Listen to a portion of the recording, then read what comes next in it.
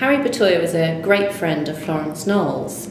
They both studied at Cranbrook Art College together. So it was only natural when Florence Knowles was looking for furniture for her new company that she'd approach her great friend Harry. Harry Bertoia was a sculptor and he specialised in sculpting things out of metal wires, which was a new material at that time in the 1950s.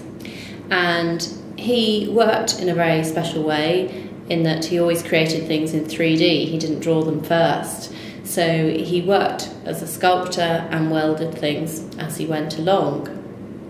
When Florence Knowles invited him to come and design a collection for Knowles, the reason he accepted was because the collection was going to be called his name, and that's why we call it the Bertoia Collection.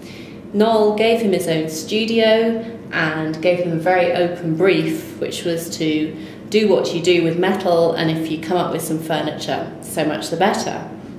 After 2 years, Harry Bertoia finally came up with what we now call the Diamond chair, which was a metal-framed chair shaped like a diamond in a ring setting.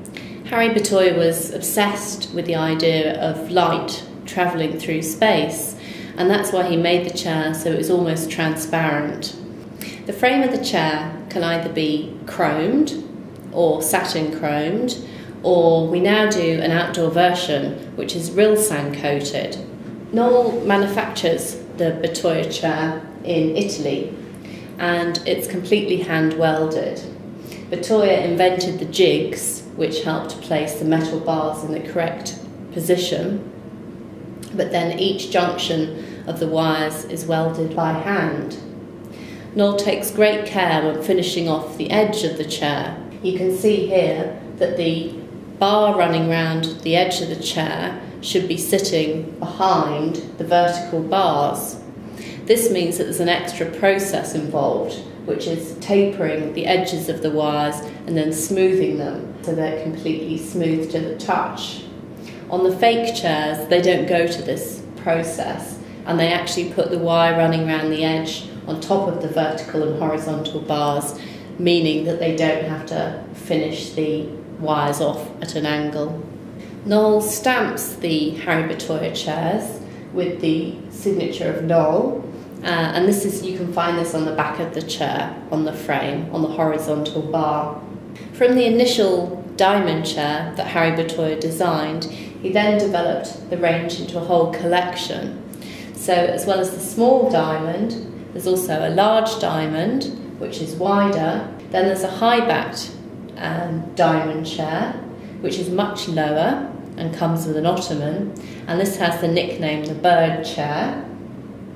Then there's also a side chair, or a cafe chair, or dining chair with a low back. Bertoia also devised a very clever way of upholstering the chairs. The fabric's held in place by a wire running around the edge of the upholstery, and this wire then has hooks on the end which then clip onto the frame.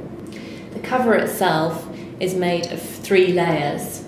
You have a layer of fabric on the top, also on the base, and in the centre you have a layer of foam. And this cover is actually moulded to shape in the factory.